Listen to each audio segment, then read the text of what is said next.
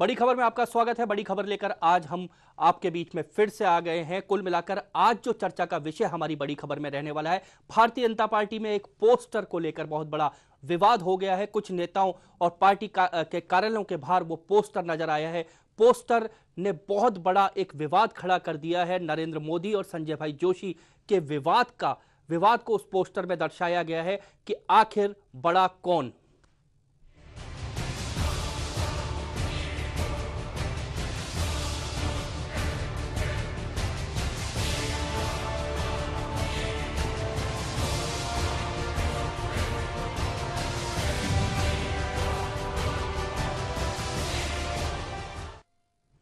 दीवार पर लगे एक पोस्टर से बहुत सारे निशाने साधने की कोशिश भारतीय जनता पार्टी में इस समय चल रही है। आखिर मन से बड़ा छोटा कौन है, इस बात को लेकर भारतीय जनता पार्टी में आज सुबह से, कल ये पोस्टर लगे थे और कल से ही माना जाए तो भारतीय जनता पार्टी में एक गर्माहट शुरू हो गई है। कुल मिलाकर सीधे तौर पे देखा जा रहा है कि गुजरात के मुख्यमंत्री नरेंद्र मोदी और भाजपा के संजय भाई जोशी, जो भाजपा के पूर्व महामंत्री थे, उनके बीच की खींचतान इस पोस्टर में कहीं ना कहीं नजर आई है। आज इस पूरे विषय पर हम चर्चा करेंगे। हमारे साथ बने हुए हमारे न्यूज हेड प्रताप राव। प्रताप जी, एक पोस्टर भाजपा में बहुत बड़ा विवाद आ जाता है, आखिर बड़ा कौन? कुल मिलाकर यह सवाल कहीं ना कहीं बहुत बड़ा भाजपा में अब है।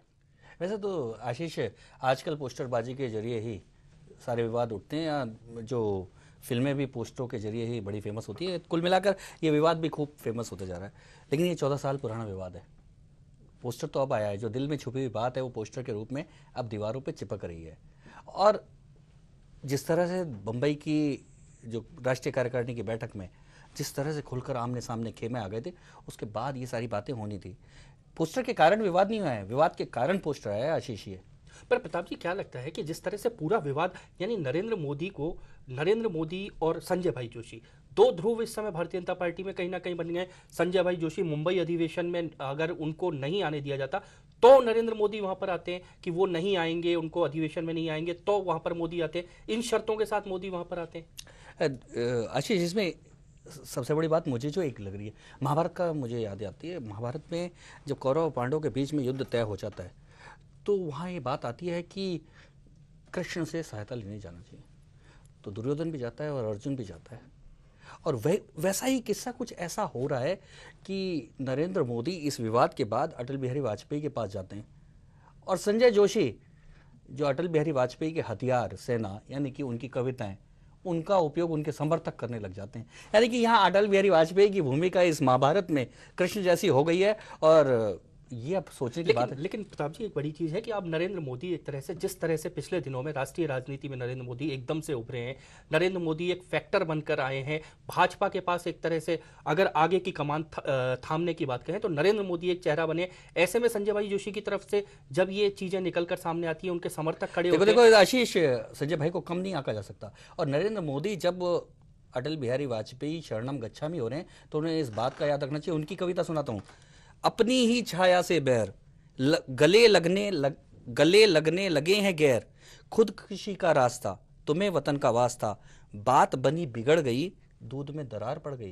यानी कि नरेंद्र मोदी को ये समझ लेना चाहिए कि अपने ही लोगों से इस तरह से बैर भाव करने से, संजय जोशी जैसे लोग, जिन्होंने कि भाजपा में जिन्हें तेज तर्रार नेता कहा जाता है, ऑर्गेनाइजर कहा जाता है, जिन्होंने अपने कार्यकाल के दौरान, एक बड़ा सवाल यहाँ पर यह है कि अगर नरेंद्र मोदी या संजय भाई जोशी, दोनों को अगर निकाल कर देखा जाए, संजय भाई जोशी अगर नहीं होंगे तो क्या फर्क पड़ेगा, और नरेंद्र मोदी नहीं होंगे तो क्या फर्क पड़ेगा? भाजपा के लिए बहुत बड़ा विषय है और भाजपा का चेहरा है नरेंद्र मोदी। देखो आशीष, इसमें सबसे बड़ी बात यह आती है कि नरेंद्र मोदी अगर हम हटा भी देते हैं तो ज़्यादा से ज़्यादा सत्ता नहीं आएगी, लेकिन संजय जोशी जैसे लोगों को यदि हटा दिया जाता है तो पार्टी नहीं रहेगी।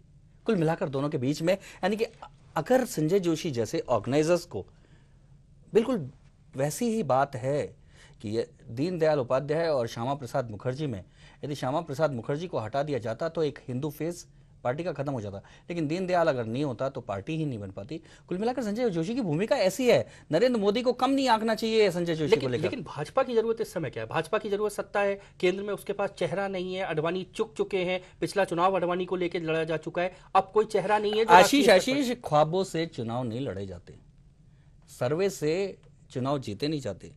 चाहिए होता है एक रण कौशल, रणनीति, कार्यकर्ताओं का विश्वास, वो तो आखिर में ऐसे लोग तो चाहिए ही। संजय जोशी जैसे लोग, संजय जोशी तो एक प्रतीक है। संजय जोशी की कतार के कितने ही ऐसे कार्यकर्ताओं को जिन्होंने अपना समर्पण से पूरे इस त्याग तपस्या से इस पार्टी को खड़ा किया, यदि उनको नजरअंदाज किया तो कुल मिलाकर जैसा जो भाजपा के मुखपत्र में भी आया और आरएसएस के मुखपत्र ने भी लिखा कि केवल इस तरह की विचारधारा के लोगों को उपेक्षित करके और केवल अपने अहंकार के दम पर कोई सत्ता नहीं मिल सकती। प्रताप जी, क्या आपको नहीं लगता कि संघ भी अब दोराहे पे है? संघ भी चाहता है कि एक बार तो सत्ता है लेकिन नरेंद्र मोदी नहीं हो। कभी तारीफ की जाती है, कभी उनका विरोध किया जाता है। ये बात तो सही है आशीष कि संघ दोराहे पे नहीं, पता नहीं कौन से चौराहे पे, ये समझ में अभी तक नहीं आता। क्योंकि बात ये है कि आखिर में ये हमने पहले भी देखा है कि अहंकार से कोई शासन नहीं आता। कहीं ना कहीं जहाँ जरूरत थी नरेंद्र मोदी को सीमित करने की, शायद संघ वहाँ कहीं फेल होता हुआ नजर आ रहा है। और वैसे इस संघ के अगर उसमें देखा जाए, इतिहास में देखा जाए, तो त्याग तपस्या करने को संघ ने उन्हीं को मजबूर किया है जिन्होंने पार्टी के लिए अपना त्याग किया है। एक लाइन और है उसके नीचे कि लुटे मन से कोई खड़ा नहीं होता। वो जो पोस्टर लगाए गए हैं प्रताप जी, अब आखिर लुटा मन किस किस का है? क्योंकि बहुत सारे ऐसे नेता हैं जो पिछले चुनाव में भी ख्वाहिश पाल कर रह गए, और अब क्या लुटा मन उनका माना जाए? नहीं, बिल्कुल। देखो, लुटे पिटे तो ये पार्टी पूरी हो ही चुकी है। और ये वैसे तो नरेंद्र मोदी को निशाना बनाया गया है, लेकिन पार्टी में ऐसे तमाम नरेंद्र मोदी बैठे हुए हैं। पूरे देश भर में कई सारे नरेंद्र मोदी हैं, और उन सारे नरेंद्र मोदी और उन सारे संजय जोशी के बीच में झगड़ा है। कुल मिलाकर वो महाभारत की कहानी फिर याद आती है। उसी महाभारत पर मेरा एक सवाल है, वो सवाल मैं आपसे पूछूंगा, लेकिन अभी हम यहां पर लेंगे एक छोटा सा ब्रेक, और ब्रेक के बाद जब लौटेंगे इस सवाल के साथ हम लौटेंगे।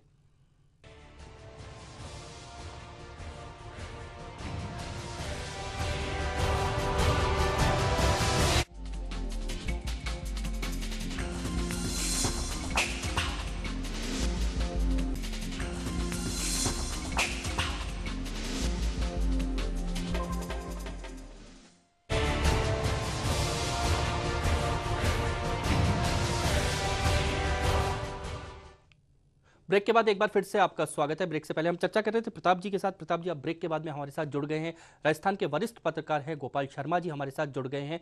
गोपाल जी, बहुत बहुत स्वागत है आपका। गोपाल जी, क्या लगता है जो ये विवाद है, आखिर इस विवाद की संजय जोशी और नरेंद्र मोदी दोनों के बीच जो विवाद है, इस विवाद की जड़ आप कहां पर देखते हैं? आखिर क्यों ये इतना बड़ा विवाद हो गया और तूल पकड़ रहा है? विवाद का मुख्य कारण वही है जो हमेशा रहता है, सत्ता और संगठन का। एक व्यक्ति प्रधानमंत्री पद की दौड़ में है और दूसरा व्यक्ति वो है जिसको संगठन की चिंता है कि सुचारू रूप से संगठन चलना चाहिए।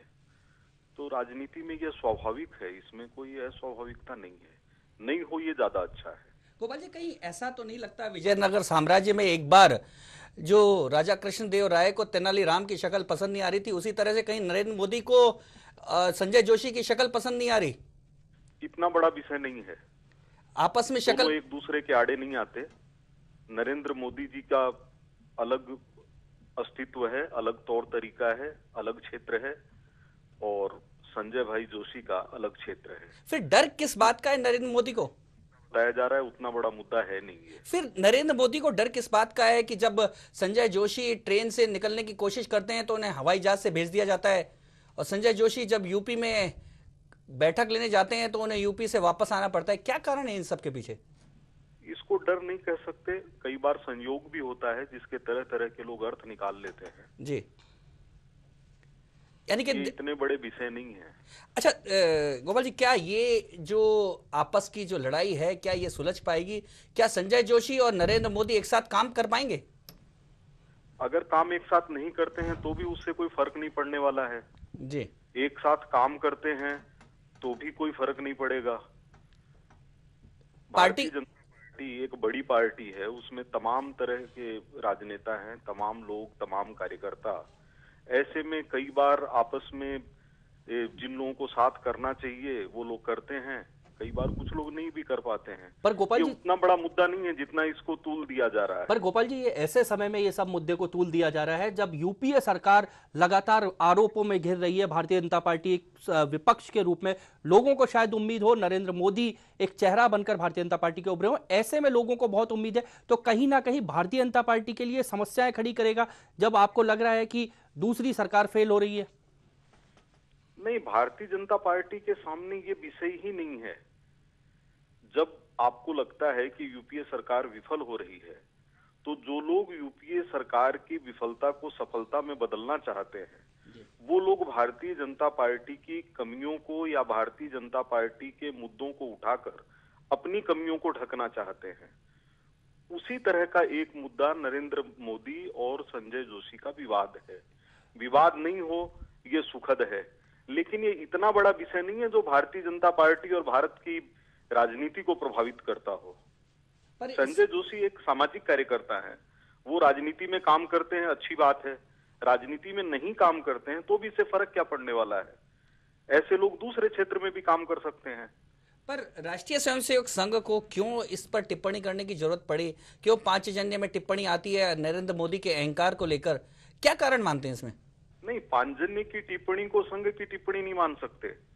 पांचजन्य की टिप्पणी में टिप्पणीकार एक पत्रकार है और वो अपने नजरिए से चीजों को देख रहा है। कोई व्यक्ति, नरेंद्र मोदी भगवान नहीं है, उनमें अगर 50 अच्छाइयां हैं, 5 बुराइयां भी हो सकती हैं, इसीलिए मनुष्य हैं। यानी आपका मानना है कि इस समय भारतीय जनता पार्टी को नरेंद्र मोदी की ज्यादा जरूरत है, संजय जोशी की जरूरत नहीं है? नहीं, दोनों की तुलना ही नहीं है। दोनों की किसी तरह की तुलना ही नहीं है। अगर किसी की गर्दन कट रही हो और एक अंगुली जाने का खतरा हो, हम पूछें कि दोनों में से कौन सी चीज ज्यादा जरूरी है, ये तो उस तरह की बात थी। यानी अंगुली काट दी जाए तो फर्क नहीं पड़ेगा? नहीं, संजय जोशी एक अच्छे कार्यकर्ता हैं, एक संघ के प्रचारक हैं जो राजनीति में सुधार के लिए वहां सक्रिय हैं। ऐसे लोग अपना जीवन किसी भी क्षेत्र में लगा सकते हैं। और नरेंद्र मोदी इस समय देश के एक बड़े वर्ग में देश के भावी प्रधानमंत्री के रूप में देखे जा रहे हैं। तो कहीं ना कहीं गोपाल जी आपको जी हैं, उनके अंदर कमियां नहीं रहती हैं, ये देश के सौभाग्य का विषय है। चलिए गोपाल जी, बहुत बहुत धन्यवाद आपका हमसे बात करने के लिए। प्रताप जी, गोपाल जी ने जो बात कही है, और उससे पहले जो आप कह रहे थे कि कहीं ना कहीं ये महाभारत जैसी स्थितियां बन गई। महाभारत में भीष्म पितामह को जब मारना था तो शिखंडी को ढाल बनाया गया। क्या इस पूरे खेल में भी कोई ढाल है? ढाल तो है ही कुल मिलाकर।